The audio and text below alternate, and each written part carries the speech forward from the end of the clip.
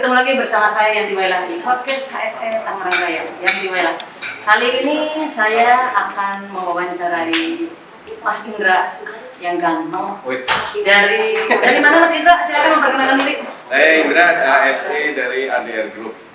Gitu, Curug Pitung Tangerang. Nah, ADR Group itu produknya apa aja sih? ADR Group ini produknya adalah filter ori, filter udara untuk mesin mobil biasa maupun untuk heavy duty juga, jadi mobil-mobil besar, truk dan biasa. Mas Indra nih di HSE ini udah berapa tahun? Baru tahun 2008 sampai sekarang. 2008 sampai sekarang berarti lumayan lah. 2008 dari sekarang berapa tahun ya? Nah, Sobat Ngobras kita tanya nih, Mas Indra, kan ada yang sudah melaksanakan K3 ya. Nah, sudah punya P2 K3 dong. Nah, itu yang sudah dilaksanakan tuh selain P2 K3 apa lagi? Jadi selain P2 K3 kita juga ada program pelatihan. Jadi karyawan yang baru masuk kita harus latih tentang P3 K3. Jadi begitu mereka di area kerja sudah tahu potensi bahaya kerja yang ada di area kerja masing-masing. Berarti pajak sudah ada, kebersihan sudah ada, P3K sudah ada, P2 K3 sudah ada. Ada juga tumpahan B3. Tumpahan B3. Berarti punya itu dong, punya TPS B3 dong. Punya TPS B3, punya WWTP, punya STP, limbah domestik kita punya. By the way, itu karyawannya di berapa? Saat ini sih baru 5.000 orang. Baru 5.000. Bayangkan, Sobat Ngobras, 5.000 baru. Jadi bagaimana menjadi seorang HSE officer di perusahaan dengan karyawan 5.000? Sekarang sudah melaksanakan P2 K3. Lingkungan juga udah keluar ya lingkungan. Lingkungan sudah punya sertifikasi. Oh iya, 14.000 mantap. Di mana ada alamatnya? Curug Pitung Tangerang, jadi STPI Curug.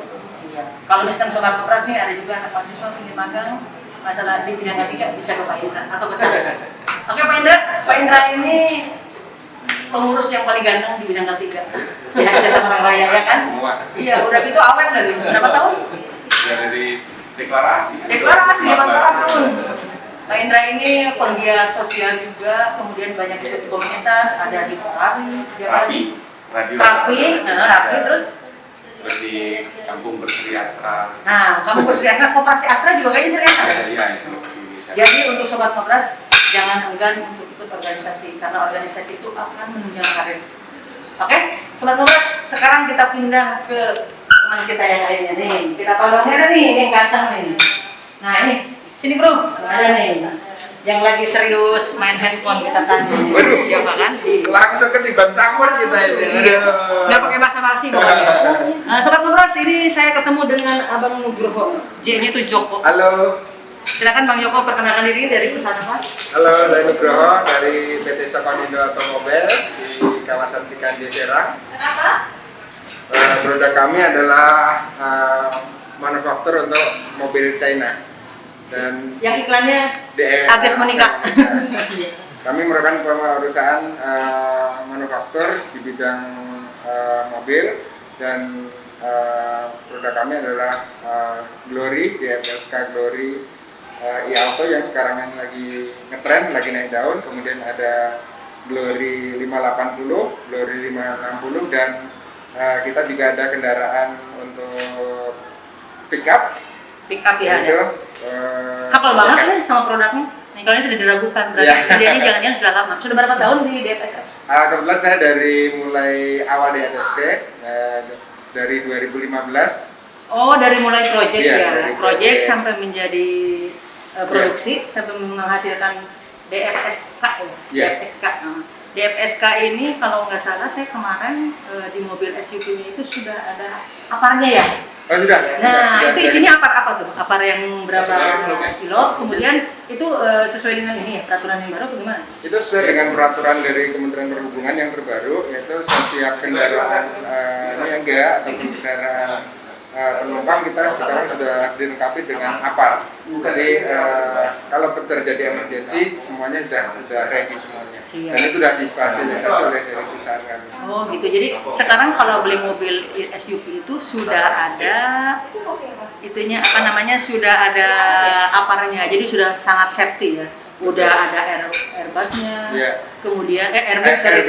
Salah ngomong, jadi kenapa di Airbus ingat ke kapal, gara-gara ngebahas Garuda saya jadi ingat. Jadi udah ada airbagnya, sudah ada aparnya. Nah, Pak Nugroho ya, paling banyak kecelakaan yang paling fatal itu apa kalau di perusahaan otomotif gitu?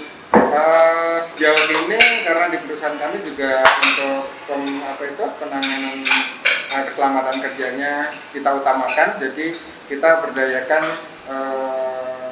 safety first di perusahaan kami. Jadi sudah ada P2K3 ya? Sudah ada P2K3-nya.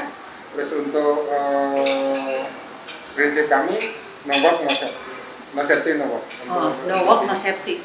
Jadi prinsipnya benar-benar bagus, no work no safety. Jadi kalau tidak aman jangan bekerja. Itu udah prinsip yang paling bagus. Oke, Sobat Ngobras, kita sudah mewawancari 2 bos HSE tadi dari ADR Mas Indra, kemudian dari DFSK Mas Joko Nugroho. Mas Joko Nugroho ini kerja di DFSK sudah berapa lama? 2015 saya join dengan 2015, sekarang udah 6 tahun ya, sudah cukup lama. Oke, Sobat Ngobras, sekarang kita akan beralih ke terima kasih, sekarang kita akan beralih ke senior kita nih.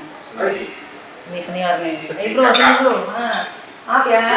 Nah, ini yang senior kita nih. Senior kita nih. Kelihatan nggak nih? Takutnya kurang nih. Sini. Aku jadi arakan dulu. Ini mah kita mau. Glowing. Kita mau perawatan sekarang yang penting ada lampu. Sobat Ngobras, ini saya sekarang ketemu dengan senior yang benar-benar sudah senior. Saya dulu ketemu dengan beliau di acara BKKM, yaitu Bapak Sunardi dari perusahaan YKK. Siapa sih yang tahu YKK? Semua di resleting celana, di resleting baju ada. Dan itu dari mulai saya ingat sampai sekarang resleting itu mulai ketemu YKK atau YKK yang top dan awet. Teman-teman HSE semuanya, dan juga teman-teman pemerhati K3, kenalkan saya Sunardi.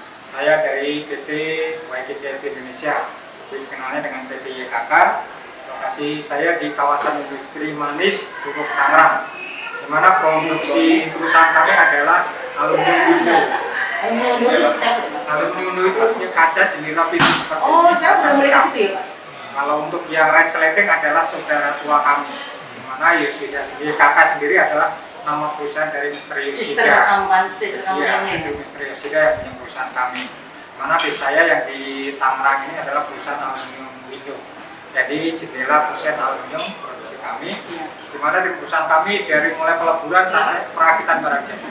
Oh gitu ya. Kompleks dari segi K3 yang harus diperhatikan, dari mulai peleburan ada sisi panas. Jadi main cairan aluminium di tempat saya ada. Kimianya lengkap dan lengkap sampai dengan jadi perakitan. Jadi itu bahayanya lebih kepada penyakit akibat kerja seperti ini. Penyakit akibat kerja ada, tapi belum sampai kita temukan karena kita selalu melakukan pengendalian. Betul. Pengendalian dari awalnya kita implementasi ISO 9001, kemudian ISO 14001 kita implementasikan, lingkungan SMK 3 juga kita sudah implementasikan. Juga perusahaan kami aktif di program proper dari Kementerian Lingkungan. Sudah apa propernya? Propernya tahun kemarin 2 tahun berturut-turut kita bisa mencapai hijau. Hijau. Jadi kita konsisten. Selain sering K3, lingkungannya. Saya lihat ini kayaknya Bapak aktif juga tuh di organisasi koperasi, itu punya perusahaan atau mandiri? Kalau koperasi kebetulan koperasi karyawan. Kita dari karyawan yang membentuk koperasi. Yang awalnya juga difasilitasi oleh usaha, karena kita mandiri untuk membantu kemandirian ekonomi anggota. Karena prinsipnya ya orang HSE itu bermanfaat untuk orang banyak. Betul. Iya. Jadi Pak Nardi ini selalu aktif beliau. Bisa banget konsen banget terhadap lingkungan ya Pak ya. Betul. Saya perhatiin Bapak sering tuh posting-posting lagi nanam Iya. Betul. Kami kebetulan di perusahaan kami di proper ada kewajiban mengenai CSR. CSR juga kebetulan teman-teman saya di keanggotaan P2K3 itu menjadi penanggung jawab CSR. Jadi selain saya memposting terkait dengan pengendalian K3, CSR juga sering saya posting. Ini sangat menarik nih, soalnya lengkap banget. P2K3 ada, lingkungannya ada, CSR nanam mangrovenya ada, koperasinya juga jalan. Pembinaan bank sampah ada. Bank sampah pun ada. Harusnya kita manggil Pak Rindustrian nih, ya. Ya kan, beliau udah ini juga pengelolaan bank sampah. Jadi itu kalau bank sampah itu memberdayakan karyawan atau lingkungan sekitar? memberdayakan masyarakat di sekitar untuk kita bina pengelolaan pemilahan sampah sampai menjadi barang-barang yang bisa dijual. Kalau senior begini, tidak usah pakai konsep, tidak usah pakai basa-basi, langsung lancar. Semuanya bisa diceritakan. Banyak hikmah yang bisa diambil Sobat Ngobras. Bagaimana kita menjadi seorang HSE officer itu tidak hanya harus kita terpaku sama buku. Kita bisa tanya, betul nggak Pak? Bisa tanya ke teman-teman di komunitas. Itulah gunanya komunitas. Itulah gunanya kita. Tadi Bapak kan ada CSR ketemu masyarakat lingkungan, betul nggak Pak? Kita jadi bisa tidak hanya keselamatan karyawan yang harus kita perhatikan, tapi lingkungan sekitar juga kita harus kita perhatikan ya Pak. Bagaimana perusahaan kita tidak mencemari lingkungan? Bagaimana kita mengendalikan dari kecelakaan kerja dan lingkungan itu? Pesan saya buat generasi muda, pemerhati HSE, K3, jangan segan-segan ikut komunitas. Komunitas banyak manfaatnya dan tetap menjadi tonggak kita untuk bersemangat tetap menjalankan K3 dan HSE kita semuanya. HSE Tangerang Raya maju terus untuk kebersamaan. Siap, terima kasih. Terima kasih Pak Sunardi. Oke Sobat Ngobras, nah sekarang kita udah dapat laki yang ganteng. Dari tadi saya carinya selalu laki-laki, biar HSE officer yang perempuan senang lihatnya. Ya kan? Ini saya sekarang ketemu sama Bang Iwan. Bang Iwan ini HSE di Sumarekon, Molsopong. Silakan Bang Iwan perkenalan diri. Oke. Assalamualaikum warahmatullahi wabarakatuh. Sobat Ngobras dulunya. Sobat Ngobras semua, salam kenal. Saya Iwan Kurniawan dari Safety-nya Sumarekon Molsopong. Saya tergabung di keluarga besar HSE Regional Tangerang Raya. Ganti sekarang HSE Tangerang Raya. HSE Tangerang Raya. Jadi kita tergabung cukup baik manfaat sih. Implementasi di dunia kerja tergabung saya di grup ini banyak manfaat. Salah satunya adalah sharing. Apapun kendala-kendala kita, kadang-kadang terbatas pengetahuan. Nah, dengan adanya forum keluarga besar seperti ini bisa saling kasih informasi. Siap. Ya. Nah, sekarang kan Bang Iwan banyak dapat manfaat dari komunitas. Nah, sebetulnya kalau di mall itu, katakanlah di Sumarekon itu, program HSE untuk pengunjung sama tenan-tenan itu apa aja sih yang paling pokok nih yang biasa dilakukan? Yang sudah dijalankan program sekarang di Sumarekon apa aja? Oke, khususnya untuk situasi saat ini kita ketahui bersama dengan pandemi ya. Ini kita cukup fokus banget terhadap kesehatan masyarakat. Penyebaran virus di sini kita prokes di Sumarekon Molsopong ini cukup ketat. Semua alhamdulillah sudah didukung oleh satu sistem yang memang bisa dikatakan paling dari data, karena kan ada ketentuan dari prokes pemerintah sendiri bahwa kerumunan itu dihindari. Ya, bahkan secara presentasi itu sudah diatur. Pokoknya dari screening awal, bahkan sampai dengan pengecekan suhu, hand sanitizer kita lengkapi semua, bahkan wajib masker. Nanti saya cek ya.